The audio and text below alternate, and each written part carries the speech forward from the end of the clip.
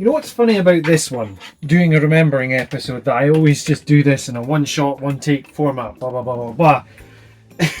This one's going to be very, very different. So I just thought I'd hit record whilst I'm trying to set up the lighting. Yes, I do wear glasses, but I can't actually see without them. I use them for basically seeing screens and whatnot. But without further ado, because I know why you're here at the start. Wait 1 minute.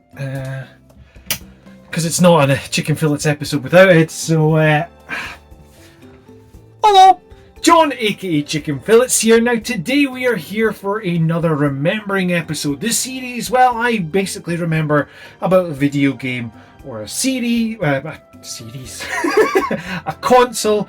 Now, as I said, it's a one-shot, one-take format. So basically, spoilers, mistakes, they're going to be in here. It's pretty much unedited, most of these ones. Now, when I usually do a remembering episode, I usually use trailer footage, etc. But this one's a bit of a harder one because I've picked a console. Well, is it strictly a console? You make the decision at the end of the video. You let me know in the comments whatsoever. But we're going to remember about a handheld known as the Nokia N-Gage. Because I had one of these and I don't think a lot of people did, so it'll be interesting to find out if anyone did. But before we get cracking on with this, the way that we do this sort of remembering series is we look at how I got into said series, what were my thoughts of item, series, whatever, and then the future. We kind of know what the future of the N-Gage was.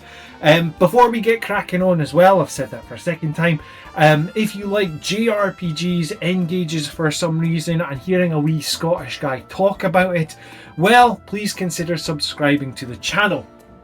Now, I am looking... God, I made old man noises there. So, the N-Gage. For those who are unaware of what the Nokia N-Gage is, this was a mobile phone which had basically gaming technology in it. Very sort of it was before, like, say, if your smartphones had, you know, your downloadable games, etc. Your games came on a cartridge. So for example, I have 3 games. I've actually done a short on the channel which showed weird stuff in my collection. Now, I still have my games for it. I do actually have 4 games for the N-Gage. So I've got Sonic N, which was a it's pretty much Sonic Adventure, but it was put on the N-Gage. Tony Hawk's, you know, if you want to be a Superman, you know, the first one, and then Tomb Raider starring Lara Croft. I mean, I don't know why they had to highlight that part, but you know, it's Tomb Raider. The 4th game came along with the N-Gage. It was like a really basic snowboard game, but it had this chat feature in it as well, where there was kind of like the snowboard wifey in it, and you basically typed out messages and she would reply back to, you know, basic like AI responses, and you always just used to ask it rude messages. It was always funny. Anyway, kind of going off topic. So, how did I get into the N-Gage?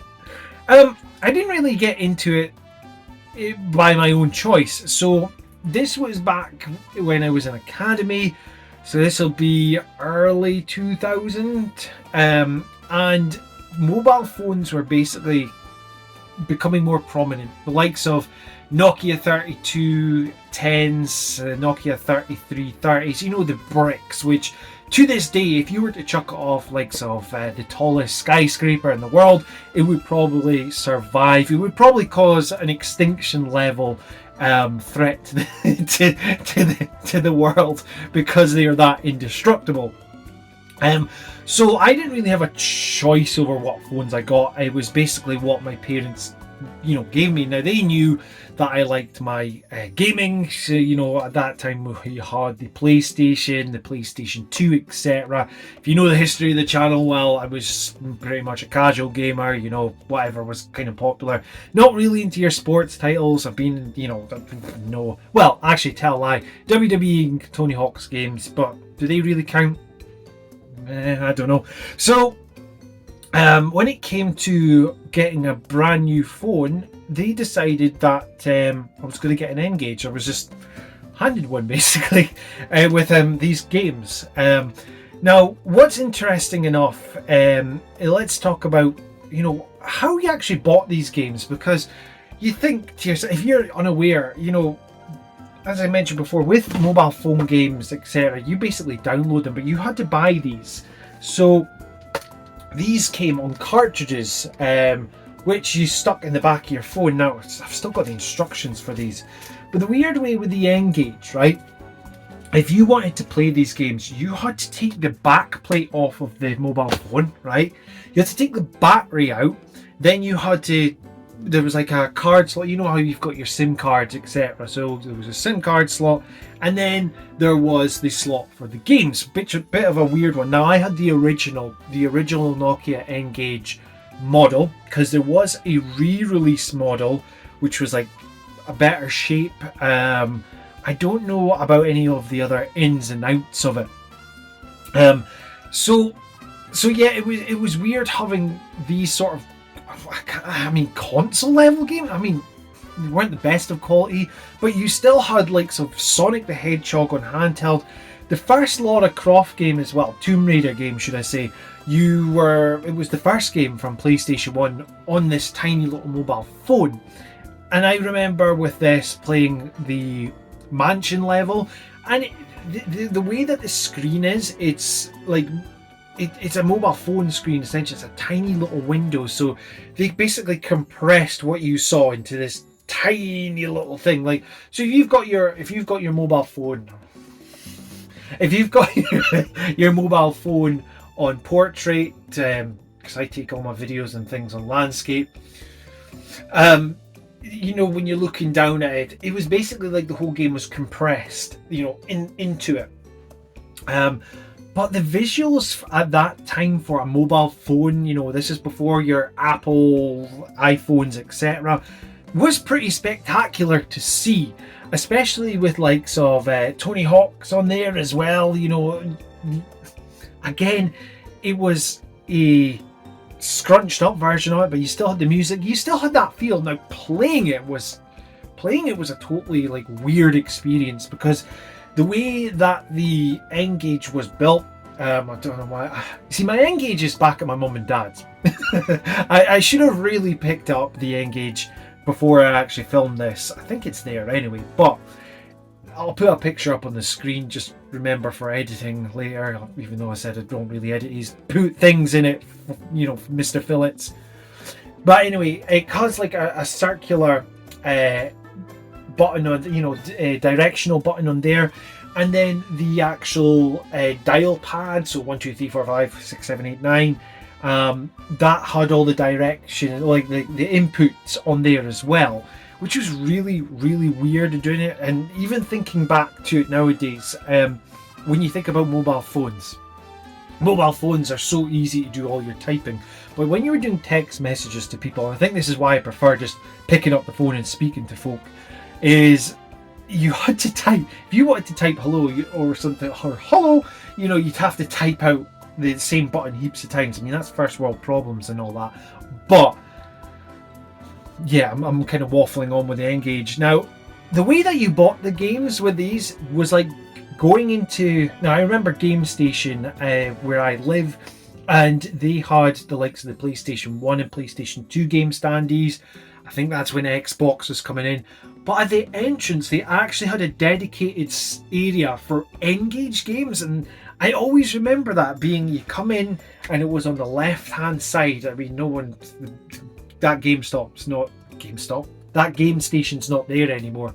But I remember that so clearly. It had the N-Gage logo at the top of it. It was like black and red shelving, and just seeing those games on the shelf.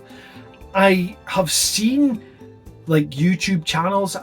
What's his name? He's often on Metal Jesus Rocks. There's a guy.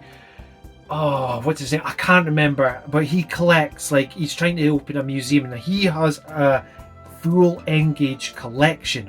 It's gonna bug me. I can't remember the name of him. If you know who it is, let me know in the comments down below. He's got every single N-Gage game, and I remember actually looking online, and some of the titles which came out for it. There was like, I think there was a Oblivion game, Elder Scrolls, whatever. I'm not big into that series, but I know there was like an N-Gage exclusive Elder Scrolls game, and I often bring up, like, if you follow me on Twitter or X or whatever, you'll sometimes see I put up things like just silly things about this sort of game will come out on N-Gage on Kickstarter, blah blah blah blah blah, as a joke, and it's because I have that weird fondness of the N-Gage.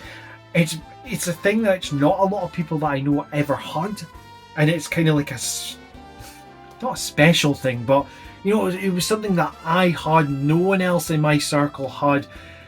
Also, right, if you did have an N-Gage, and I doubt there will be a lot of people, but if you had an N-Gage, right, and you tried to phone people on it, right, so when you have, again, let's pretend this is the phone, right, if you've got a mobile phone, you answer it like this, right? Now, the way that an N-Gage works, the speaker and the receiver is on the side of it, so you're walking around with your phone like this, like an absolute divot. It was such a weird phone, such a weird. That's why at the start I was kind of like, is it a phone? Is it a games console? But realistically now, let's come away with, I can kind of say that was more of the, you know, my thoughts of playing this. But let's talk about the future, because, oh, come on, there's not going to be any more N-Gages. But what the Nokia N-Gage did was kind of, in my eyes, personally, it kind of built a path towards what mobile phone gaming could be, for the better or for worse. I mean, a lot of these smartphone games were all, you know, the Minion Rushes or Gold Rush or whatever they call it. You know, the one you flick the phone and you look like a divot when playing that. Second time I've used the word divot in this video. Not a word I use often, but it's quite a funny one.